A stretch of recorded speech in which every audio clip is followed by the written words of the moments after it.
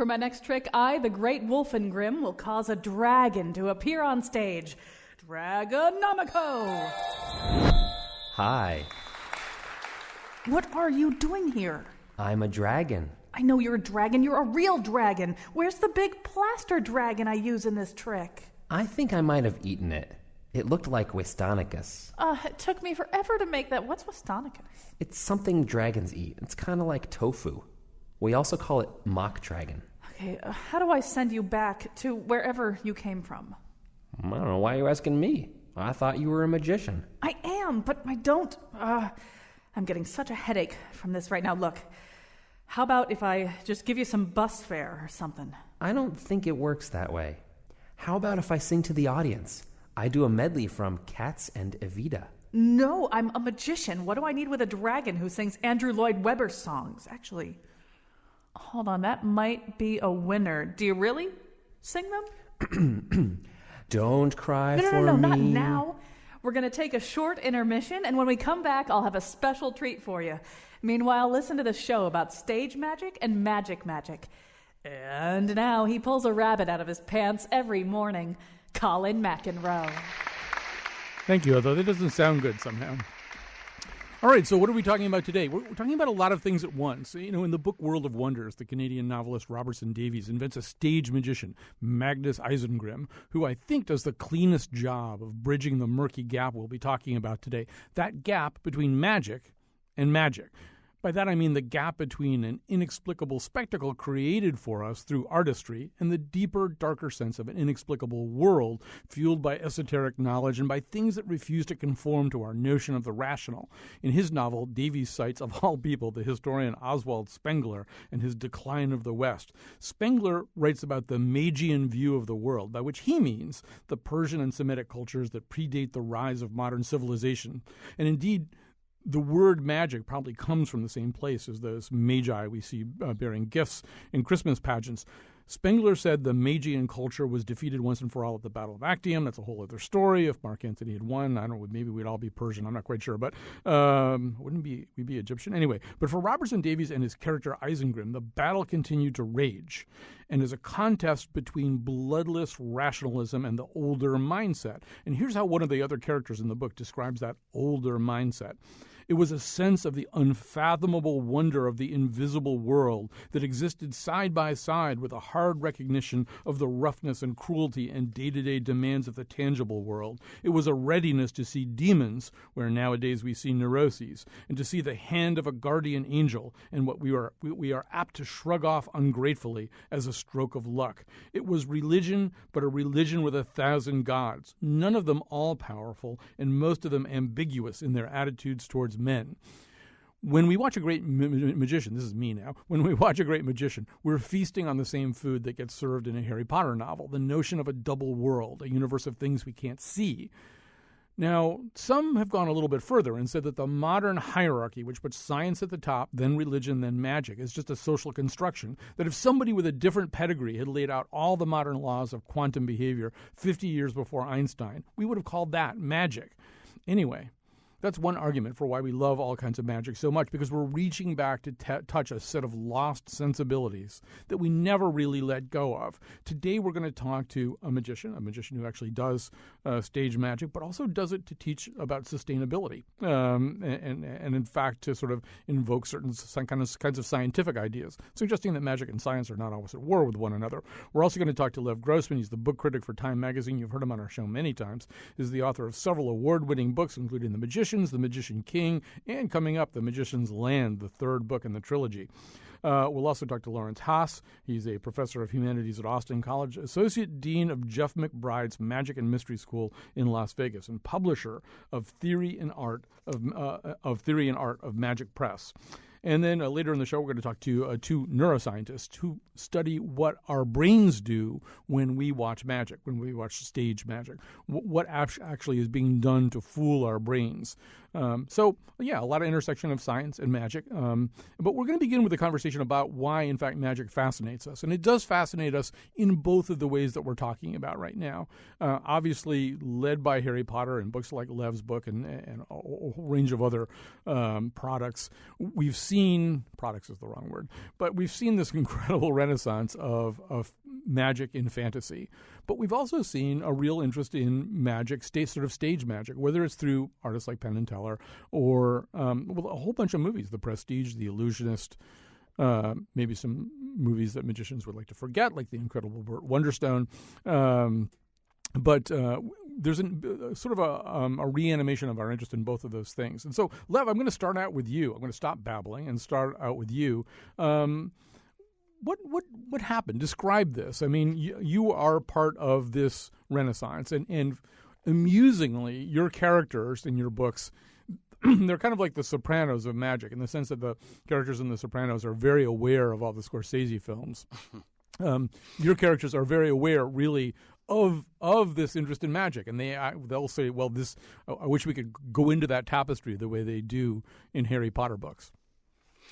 One of the, I think, sort of central, I guess you could call it an innovation, or one of the good ideas I had was that the idea that people, if there were actually a secret school for magic, probably the people who went there would also be huge fantasy nerds and would always be comparing what was happening to them to, Harry Potter and Narnia and whatever else they'd read. And you, before we were getting ready to go here, you were sort of saying that you felt a little bit intimidated being on a show with people who actually know how to do magic or how magic is done. But first of all, do you think that there is an overlap between what you're writing about, which is a magical world in which magic things happen and which people learn how to perform magic? I mean, not magic as a trick exactly, but magic as a real phenomenon, and sort of what we see on stage when we're watching stage magic. Are those two completely segregated universes, or is there some commonality? Well, I think at the root, and I think they come from the same root, they express a certain kind of longing, which is very common in modern life. As a writer of fantasy, I think of myself as descended from earlier writers like J.R.R. Tolkien and C.S. Lewis.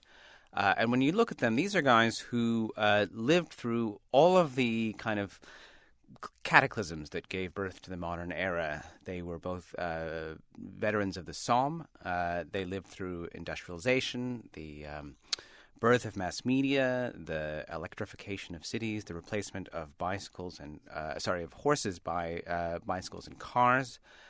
These were people who felt as if modernity had alienated them from the world. It had separated from the world. It put them in a world they didn't understand, and they kind of longed for a world where things worked differently and where they felt more connected to the world, and the world was animated by a kind of living, wonderful, wondrous spirit. And I think they longed for that, and I think we do too. Just as strongly, we've lived through huge technological transformations, which, if anything, have put us even farther away from the organic world around us. And we long for a way to get connected to that world and feel connected to it. And I think one of those ways is magic. I mean, it seems to me also your characters have lived through kind of a different revolution, a digital revolution, and accompanying that digital revolution, a kind of dry arch hipster culture that's kind of rejecting of any profundities, and so they're kind of at war in the books too, right? They know why everything is a joke because they hung around Brooklyn enough to kind of figure that out.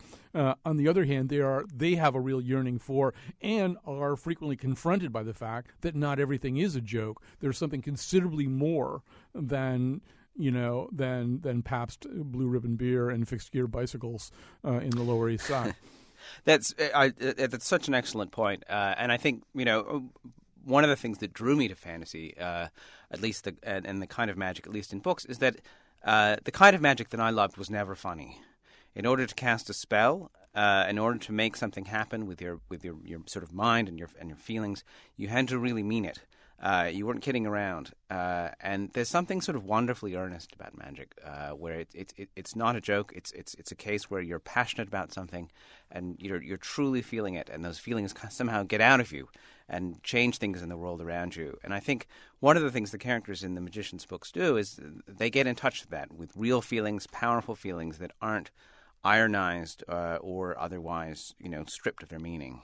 This is a good time to bring in Cyril the Sorcerer, also known as C.J. May. He's a New Haven-based magician who uses magic, as I said, to teach about sustainability to both children and adults. And but one of the things that I know that you've said in conversations with Betsy Kaplan as we got ready for this show is that in some of the ways that Lev just articulated, you think that in the sort of later 20th century, early 21st century, I don't know, was some of the artistry and earnestness kind of bled out of magic and replaced by just sort of a common sense of trickery? I think so. Some well-respected magicians suggested that magicians in the 20th century did an amazing feat. They took an ancient, profound art and trivialized it to the point where it's just balloons and rabbits out of a hat. Now, neither of those tricks are bad in their own right, but magic and magicians used to be quite profound. Explain, how profound in what way? I mean, I suppose, first of all, supposedly every magician from, 1875 onwards labored under the shadow of Robert Houdin, right? I mean, is he sort of the guy who sort of gets this whole process going, the kind of artistry that you're talking about? I think so, but I think I'm not a history of Robert Houdin, but Houdini was, and I think he and Houdini intended to elevate magic and keep it respected and beloved by the population. But I think over the course of the 20th century, it has become quite simple to the point where it's generally made a joke of. Characters on television shows are seen as fools who pull rabbits out of hats and make idiots out of themselves, and in so doing, make idiots out of magicians. And we have, in a sense, done this to ourselves. You're holding Job Bluth accountable for a lot of things right now, I think. I sense that. I didn't mention any names. All right. By the way, our number, if you want to chime in on this conversation, 860-275-7266. 860-275-7266. And significantly, two of the movies that I was talking about, The Illusionist and The Prestige, they seem kind of centered, at least I may not be locating both of them in the exact same time frame, but at least one of them is kind of located in the time that Lev is talking about, the time that slightly precedes some of those technological and scientific revolutions, where kind of, that sort of lives in a time where you could maybe sit an audience in a beautiful theater and do magic in a way that called into question for them what they were actually seeing. Yeah, indeed, and that was a pivotal time. Much of the magic of the Victorian era was because of technology that things could be done that couldn't have been done before. And I think we're now seeing that real blurring of what is magic and what is technology. And frankly, is technology magic? And that really messes up the rice bowl, and you have to think about it more abstractly than you might have before.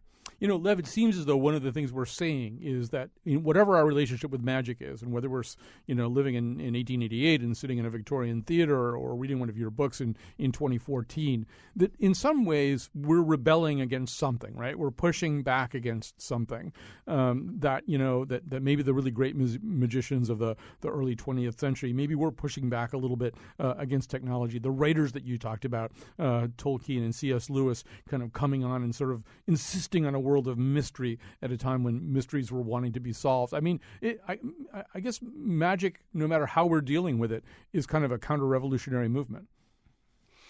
Yes, but against what is slightly harder to say. One thing I always notice about my books is that a lot of my fans are engineers. A lot of them are software guys. People who really understand technology and how it works, and yet they're drawn to this as well. I think. One of the things that I find myself pushing back against is just, and it relates, of course, to technology, is being surrounded by things that that I don't understand and aren't connected to me. Like, for example, my iPhone. It was built and assembled in another country. It's sealed, so I can't get inside its workings and hack it. I don't know how it works or who made it. I feel utterly disconnected from it. And one wants to kind of return to a world where that is comprehensible and that is somehow connected to oneself. And the technology that we are surrounded by and are manipulated by definitely doesn't qualify in that respect. And it does seem, just to go back to your earlier point too, that your characters are closer to us than many of the magical characters. I mean, I don't have that much in common with Gandalf, and I really don't have that much in common with Harry Potter, although I think Rowling does attempt to create a group of plausible boys and girls who go through things that kind of resemble the maturation process that boys and girls go through. But they don't really talk like us. They don't really think like us. They don't use bad language the way we do, whereas your characters do. I mean, your characters seem very, very rooted in the moment and rooted in the sensibilities of the readers. I mean, I'm kind of surprised to hear that you say it's engineers and computer geeks and stuff like that reading your book, because it seems to me that people reading your books would sort of be people, well, could be anybody, but people of a certain age who are imbued with a certain sense of modern sensibilities. Well, I'm a big Harry Potter fan and a big fan of J.K. Rowling. And I think one of the things I did in the Magician's books was just to try to sort of turn the screw of realism a few more turns, and really do a serious thought experiment. What would it be like if magic was real? What would happen if you put these powerful supernatural forces in the hands of adolescents and teenagers with all those strong feelings, and what sorts of horrible things would they do to each other? I even felt as though magic itself was in some ways kind of underdescribed in literature. I felt as though when someone would cast a spell, you'd never hear somebody talking about, well, what does it sound like? What does it feel like in your fingertips as you cast a spell? What sort of smell does it leave in the air after it's gone?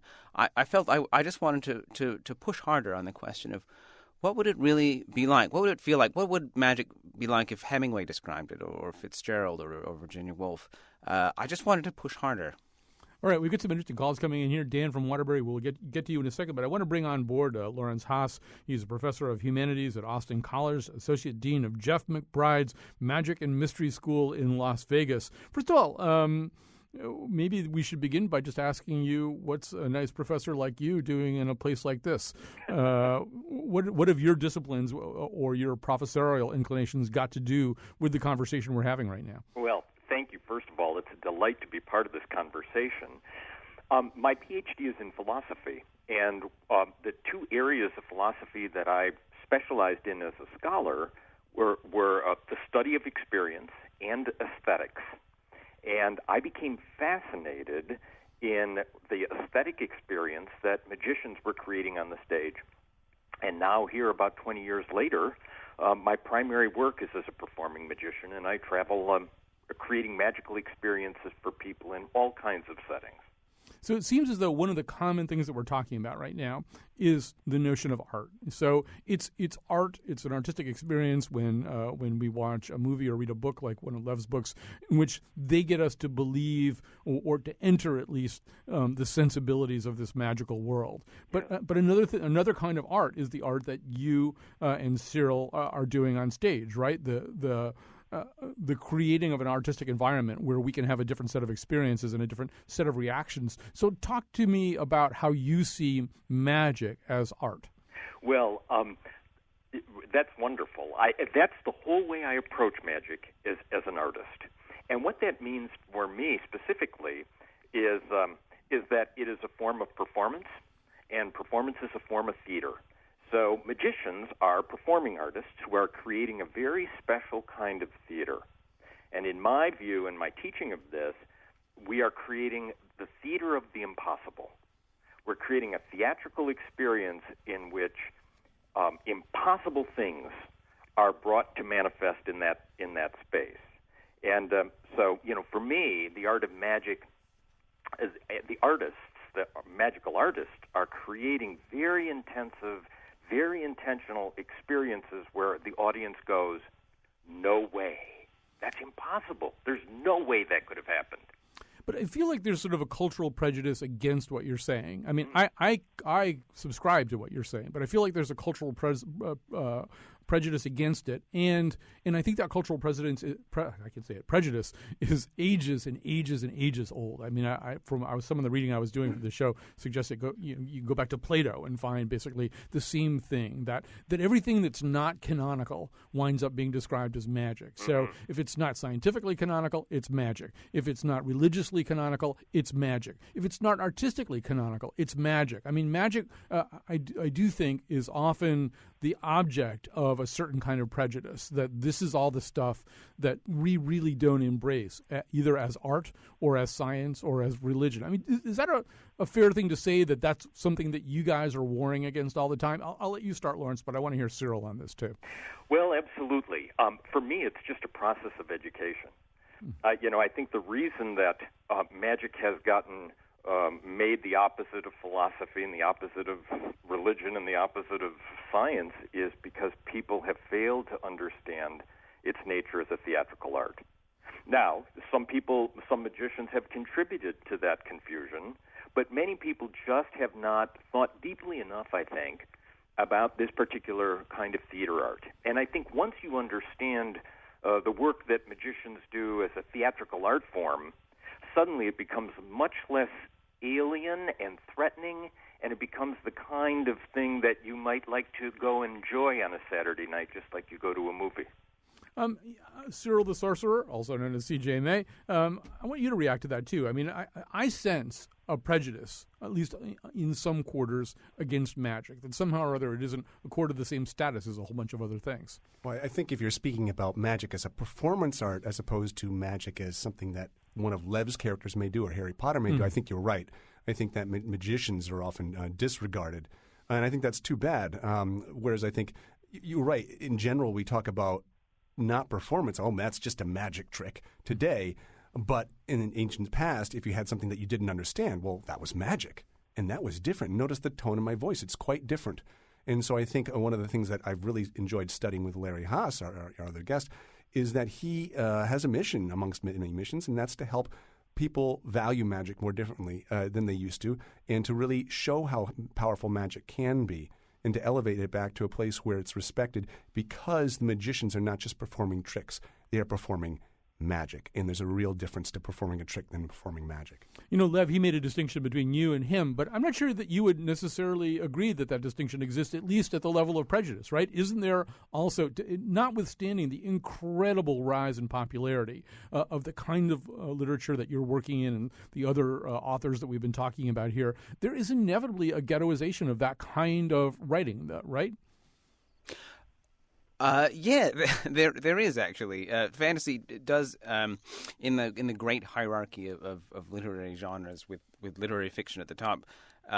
Fantasy is a perennial basement dweller, and it's not considered very respectable. It tends to be associated with children's literature and sort of infantile fantasies. People who can't deal with reality are the ones who read fantasy, which I think is quite wrong-headed.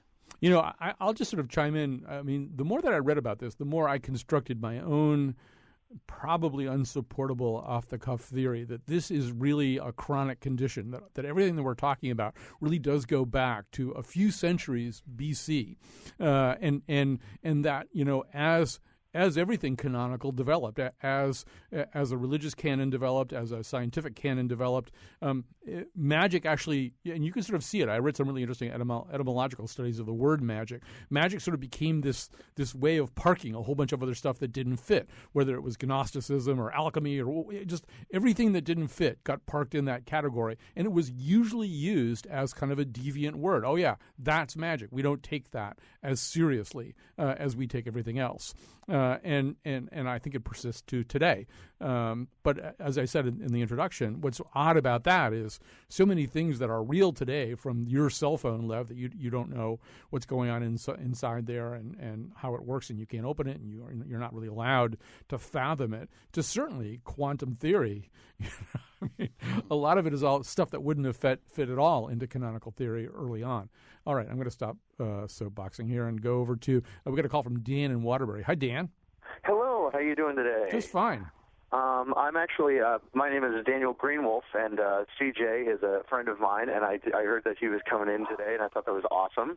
And so I wanted to just make a mention, and because you mentioned about the idea of magic being seen as sometimes very trivial or often being seen with derision, and you know, there's a couple issues that go at play there. I mean, initially magic was a focal point to, especially performance magic, was a focal point to tribes and ancient pagan religions. And unfortunately, you know, as other religions came into power and they also used magic, they tried to kind of separate themselves.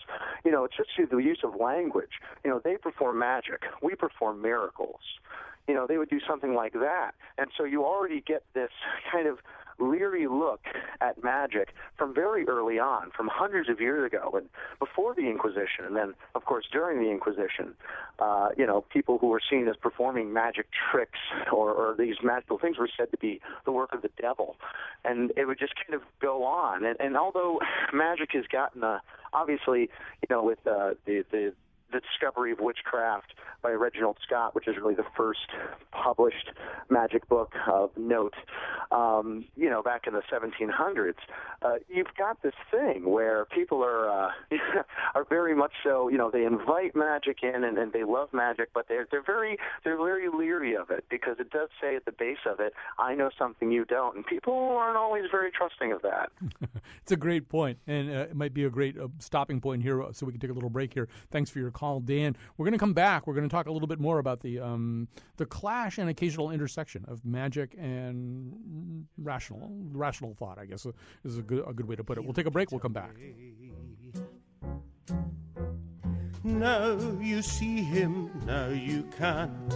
Yes, of course you're vigilant, but you're up against the best. He'll have you looking east as he goes west. He's a magician, and you are not. Okay, tell me I understand. Stop! Why do you do it so fast? Well, actually, you were too fast. Really? Oh, I was too fast? Yeah. Maybe I'm just not stopping where you want me to stop. No? Yeah. No, really, I think so. I think I got a little something here. You're stopping on the card. You know where the card is, and that's when I say stop. That's the trick, right? No. Is that the trick? No. It's not. This is your card. Okay. You listen to me, Superman. I want that trick. No can do. I apologize. I just can't do anything. You're not a magician. You're not a magician either, Stuart. I am. No, you're not. Mm-hmm. Because you know one trick, that makes you a magician. That's not a magician. One trick's not a magician. It is. All right, so that's Larry David berating and belittling a young magician. I think it's his wife's nephew in that sketch from Curb Your Enthusiasm. So, and I sort of set up one of the things we're going to talk about now, too, is the whole question of whether knowing how a trick works and maybe even how our brain works while we're watching a magic trick interferes with our enjoyment of magic and interferes with some of the wonder that we were talking about before. So, yes, you want to jump in right now, okay? No, well, I can share with that briefly, and I'd love to hear your other guests. But at a magic convention in Buffalo, I was delighted to be in the presence of a couple of great magicians, and one of them was talking about how the other magician, he knew how his trick was done. He can float a table across the stage without touching it, not with wires and all this kind of big stage stuff. And he says, it's all beautiful, his levitation work, a guy named Losander. And I know exactly how it's done, and I don't care because it's so beautiful to watch. And I went back and told Losander this, and he got at first concerned that he was being commented on, but he really accepted that gift because the trick wasn't popped when you knew how it was done, because it wasn't a trick. Lawrence Haas, there are two schools of thought about this. We're going to add our neuroscientist to the conversation in just a second. But it seems to me, just talking to magicians, and it's not something I do a lot, but there seem to be kind of two schools of thought, too, about how you approach the presentation of magic, at least in terms of this. one group of magicians are basically inviting you to think magically with them and sort of saying, we're in a world of magic, things are going to happen that you'll never understand. They may even insist or allude occasionally to actually actual magical explanations for what's going on stage. There's another group of magicians who kind of insist, and I think Penn and Teller really kind of maybe are leaders in this category, insist on acknowledging at all times, this is a trick, this is a deception, there's an explanation for what we're doing. We're not going to tell you what that explanation is, but we're also not going to try to fool you into thinking that something truly magical, something truly supernatural is happening here. We're not even going to see that as a convention or a trope. First of all, am I right about this? Are there, in fact, two schools of thought like that? If I may jump in, yeah. I actually would add a third school, okay, which is not between, everything's a trick or come away with us to a magical world, but rather enter into a space of theatrical make-believe. Mm-hmm. And you don't have to choose. You can, the audience understands that they're seeing a play when they go see Shakespeare. And the same thing can be true with magic in a theatrical space. Enter into this world of make-believe, don't believe. All right, we're going to add to this conversation, as I say, two scientists who've really tried to look at not exactly what happens on stage, but what happens in our brains while we're watching all this. But that involves understanding what's happening on stage. You have to know what the magician is doing in order to fool the brain. So, and I hope I'm saying your names right, Dr. Stephen Macnick and Susana Martinez-Conde. First of all, how did I do with pronunciation before we go any further? Pretty good. Oh, reasonably well. All right. They are neuroscientists at the Barrow Neurological Institute and are the co-authors of Sleights of Mind. So in whatever order the two of you want to work this out in, explain what it is that your research is all about. You really are kind of trying to figure out how magic works in relation to how our brains work. Well, it turns out that magic and neuroscience, even though at first sight you might think are two very different fields, we have a lot of interests in common, and we both have been trying to get at issues of perception, magicians, and neuroscientists. We as neuroscientists following the scientific method, but magicians have also been doing informal research for centuries, if not millennia, trying to understand how human perception and cognition work. So there are a lot of ways in which we can potentially help each other out in our respective goals. So that, Dr. Stephen Macnick, that then involves understanding what's happening. In other words, we're just sitting here watching magic being performed for us. We don't know what's happening. But to some degree or other, our brains have to be colluding a little bit with a magician. Say a little bit more about that. Well, it comes down to the way that our brain processes different types of cognitive and perceptual information. Essentially, if for example, if we could multitask, then many magic tricks, perhaps most of them, wouldn't work at all, because we'd be able to pay attention to more than one thing at a time. And so the way that magicians actually perform the trick that requires you to pay attention here while they do something somewhere else, you just pay attention to both places, and the trick wouldn't work. And as it turns out, that magicians are better at manipulating attention, for example, in this way than scientists are, because, as Susanna said, that they've been doing it for so much longer, and they've been doing systematic analyses of how the brain works for so much longer, even though they don't put it in those terms, and they're not using the scientific method. It's still a systematic analysis done by smart people who are thinking hard about human behavior, and they've hit on a lot of important things that science hasn't hit on yet. And so we realize that, yes, what they're looking at is how the brain is actually working, and we can take advantage of that to find out what they know and take decades off the research in cognitive neuroscience by doing so. So Cyril the Sorcerer, I have magicians here with me today. I have one sitting in studio. First of all, does this ring true, what they're saying? Does that ring true for you? It does, but I have to admit that I attended one of their lectures at a convention, and I enjoyed that. But I think it's one of the things I'm learning. I'm relatively new to the world of magic, and so many things that magicians who've been doing magic for decades just know automatically, I'm having to learn.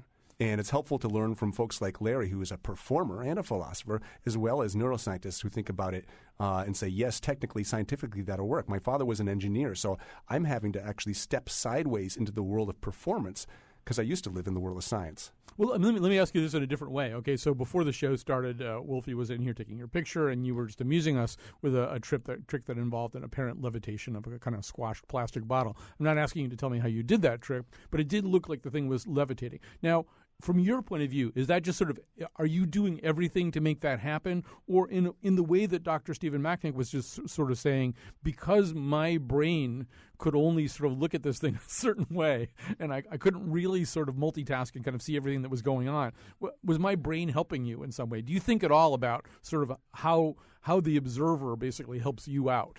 Indeed. I thought about it, but only a little bit, because the first time I ever saw an effect done like that, not with a bottle. I do it with a bottle because I recycle. But I saw it with actually your previous caller, Daniel Greenwolf, performed that with a thing called the Wicker Man, and he levitated a Wicker Man. And I got goosebumps on the back of my neck. The hair was rising up. There were no trapeze, no wires, no magnets. He was just standing in a room doing this. And I was freaking out, but in the most wonderful way, not a scary way. And so I knew from that experience that if I basically use the same practices that he and other magicians have used using this principle, that hopefully you and Kyone would go, oh, and you would enjoy that, and it would give you that little tingly sensation that we rarely get this day and age. You know, Dr. Stephen Macknick and Dr. Susana Martinez-Conde, in order to do the research that you're doing, at a certain point, you had to get magicians to cooperate with you, which means you sort of had to get them to do the thing that they really don't like to do, right? Which is tell you how they do stuff. So, first of all, were you able to do that? Were you able to get magicians to say, yes, this is how I do this, so that you guys could then sort of study how the brain works? We were not even aware of that there was this a pact of secrecy among magicians until we were pretty advanced in our collaborations with magicians and our investigations of magic. We were fortunate in that the very first magicians that we started to work with were magicians that were very curious about not only how magic works in the minds of the spectators, but about the neural underpinnings. So they were very enthusiastic about contributing their knowledge towards advancing the science. I mean, Dr. Stephen Macknick, too, it seems to me that the more that you want to learn from them, but also the more that they learn from you, conceivably, the better that they could get at magic, the more that they know the neuroscience of this. Yeah, it's a two-edged sword. So we, on the one hand, we really wanted to, and our main goal is to advance science. So we wanted to learn what magicians know about the brain so that we could basically cut time off the research and figure out what had been discovered and find out what things that they might know that we could have focused hypotheses to test in the laboratory. But at the same time, what they wanted, and Teller, for example, was very specific about wanting, was that he had questions about how specific tricks worked that he and Penn do, and he didn't know why they worked, but he had his own suspicions and his own pet theories, as do most magicians who invent tricks. They have their own kind of models or theories about how the mind is working. And what we discovered, Susanna and I, in working with these magicians, is that some of the ideas that these master magicians had about how the brain works were definitely wrong. They'd already been disproven. It wasn't that. But some of them were right, which we thought was really interesting because they didn't come to those conclusions through reading about it in science. They came to those conclusions by learning it through magic books, and from their own informal experimentation with audiences. And at the same time, some of the things that they learned were actually new. That is, we realized that they discovered new things that science didn't know and that we needed to test because those are extremely important.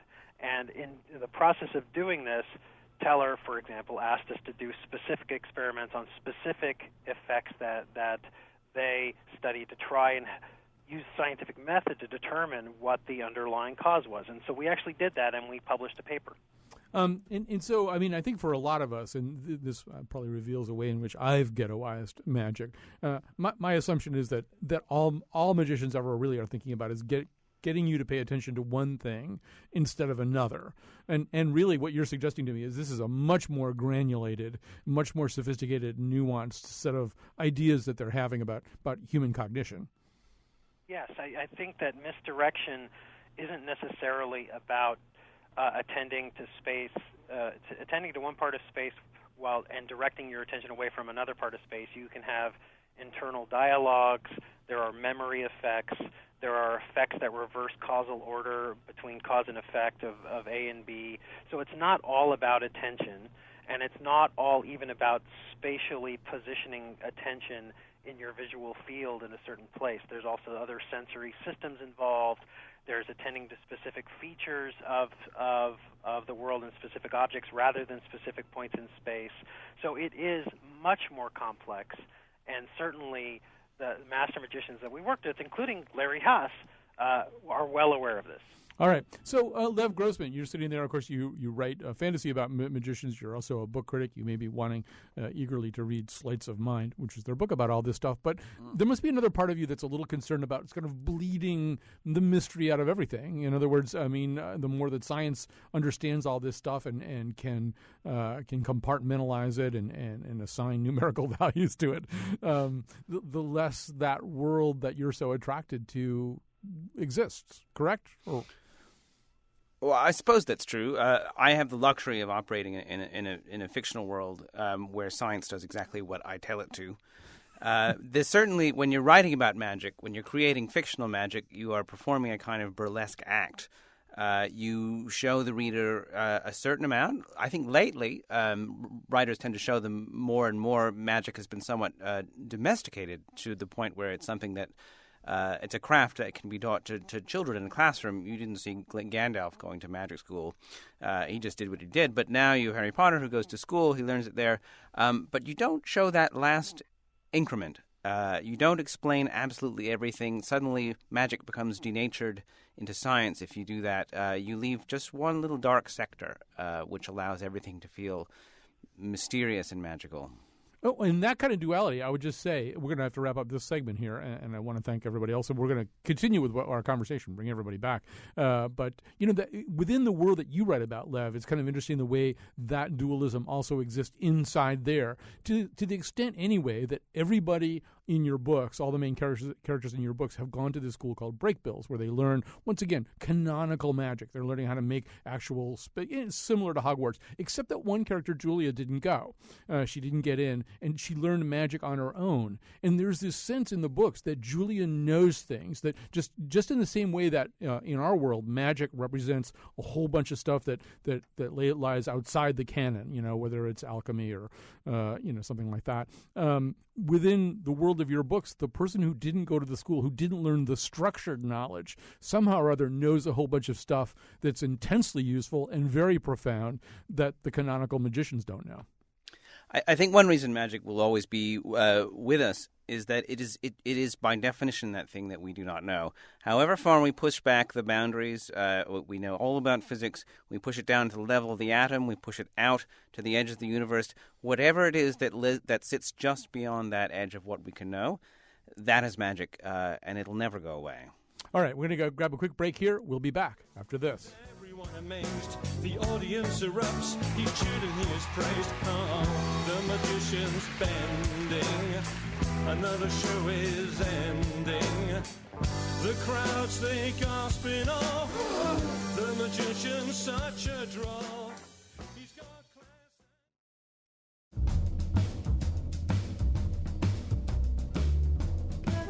Today's show was produced by Hermione Kaplan and me. Our executive producer is the Great Talarski, and Gregory the Magnificent appeared in the intro and handles our Twitter feed at WNPR Colin. The part of Bill Curry was played by Mandrake the Magician. For stories, show pages, photos, and videos of the Faith Middleton Show staff performing the classic floating sweaty ball trick, visit our website, WNPR.org. On tomorrow's show, performances and conversations about the healing power of music. And now, back to Colin. I really don't want to see them perform that trick. All right, so if I introduce everybody, the show will be over. So I'm not going to exactly tell you who's here, but we'll sort of allude to that as we go along. But right here in the studio, okay, I'm now about to kind of reverse the polarity of everything that I've talked about so far, or every argument that I've made so far, because there's sort of another way of looking at this, and Cyril the Sorcerer, also known as C.J. May, in the studio with me, is the embodiment of it. Okay, so in some ways we think about magic as the thing that either rejects whatever is sort of scientifically accepted, or as Lev just suggested, represents like a whole sector of things that kind of lies outside structured understanding. But you're kind of doing the opposite right now. We have an environment in which science tells us quite a bit about what we need to do to live more sustainably. Science tells us quite a bit about what kind of danger we're in from things like climate change, problems we've actually caused. And you're actually using magic to try to educate people about that in an environment where really there's like a whole other sector of people who are rejecting scientific knowledge, not exactly to embrace magic or fun or fantasy or anything like that, but just because they don't feel like accepting science. So explain what it is that you do. How are you using magic to teach these lessons? I use performance magic to teach people about environmental issues. And this started when a local magician, a guy named Jim Sisti, I was over his house. We were friends, and he was teaching me a little bit of magic. This is 8 years ago. And he said, well, what do you do? And I said, I work at Yale. He said, oh, you professor? No, I run the recycling program. And then he got this wonderful Dumbledore-like twinkle in his eye. He walked over to his coffee table, and he picked up some ripped-up pieces of newspaper. He put them piece by piece into his hand, and then boom, with one shake, it was a new newspaper all over again. And I was floored on two levels. One was it was just a beautiful trick. Mm-hmm. Two is that this said, what a wonderful thing to use in terms of teaching people about the magic of recycling. I could describe the recycling facility and the trucks and all the machinery to a bunch of children, and they might get bored and want to leave. Mm. But if I can show them that by putting their paper, ripped up as it may be, into a recycling bin, they can turn that old paper, boom, into new, then I'm in a sense empowering them that they indeed have a form of magic. So in a way, I mean, one of the reasons I suppose that we could say that people don't necessarily take environmentalism as seriously as they could, or don't embrace things like recycling, don't do things that would actually sort of help their own environment be better, is it doesn't seem like it would be any fun, right? It seems like a lot of drudgery. Thinking about climate change is really terrifying, so people tend not to want to do it. So you're suggesting basically that you could make it fun. And indeed, I try to make people understand that they have, well, in the climate change, for instance, I did a show for the Peabody Museum as a part of their exhibit. And I taught people that they could save energy, save money, and help they save the planet. And I did this in 15 minutes, talking about energy conservation, choosing energy, all sorts of things that people can do. And I think environmentalism can scare people because they think, oh, it's the environment. It's so big, it's out of my control. But magic is all about things being in our control. And we have that crossover when it comes to turning off your lights, getting solar panels on your roof. We can use magic to convey those messages in a way that are enticing and exciting for people so they realize they can do magic every day. He's going to do a magic trick right here at the end. But before we do that, Lawrence Haas, just to sort of wrap this thing up, too. I mean, it kind of goes back to the whole long conversation we've been having here. As I now hear it, I hear it differently. That, in a way, magic is an art that can be put at the service of almost anything. We think about Robert Houdin, the sort of the original art magician of the 19th century, who was brought in by the French government to intimidate Algerian rebels by, catching a bullet in his teeth and stuff like that. And they had their own quote-unquote magic tradition, and they looked at that and said, wow, his magic is stronger than ours. I suppose that could that could be classified as magic being put, at the service of colonialism or something pretty bad. But magic can be anything, right? Yes. Well, right earlier in the show, I said that magic is, the art of impossibility, but at the same time, it reminds audiences that that what they thought was impossible just might be possible. All right. And I think that's why CJ gets these reactions with his work. It re-empowers people to think about the magic they can make in relation to the environment. All right, I'm going to give him the last 60 seconds or so to do a magic trick, an audible magic trick here on the radio. Well, I'm going to need everybody's help, Lev, Larry, our scientists. I'm holding Edison's incandescent light bulb. It was magical. It changed the world, but really it's wasteful. It uses too much energy. It creates too much heat, and so we need to say goodbye to that bulb, just as the way we're going to say goodbye to Colin and our listeners today. So I'm hoping that all of you, and you guys at home, can help me cast one last spell. We're going to say goodbye in the count of 3, and then we're going to see what happens to the bulb. Or I should say, you're going to hear what happens to the bulb. I'm not holding the bulb. I'm holding it in a bag, so my hands aren't touching the bulb. So on the count of 3, please help me say goodbye to an old and out-of-date piece of magic. 1, 2, 3. Goodbye. Goodbye. Goodbye. Okay. He just sort of looked at it, and the light bulb smashed inside a plastic bag. And Wolfie was photographing him, so we did a special trick that we can catch him at. All right, this has been great, and it's so much fun to talk to all of you. So thanks once again to Lev Grossman, the Magician King, the Magicians, and I am so ready, Lev, for the Magician's Land. When is that coming out? That's August 5th, I think. All right. I have something to live for then. Cyril the Sorcerer, also known as C.J. May, Dr. Lawrence Haas, our scientists as well. We'll be back tomorrow with a show about the power of healing contained in music. And once again, backed up by a certain amount of neuroscience.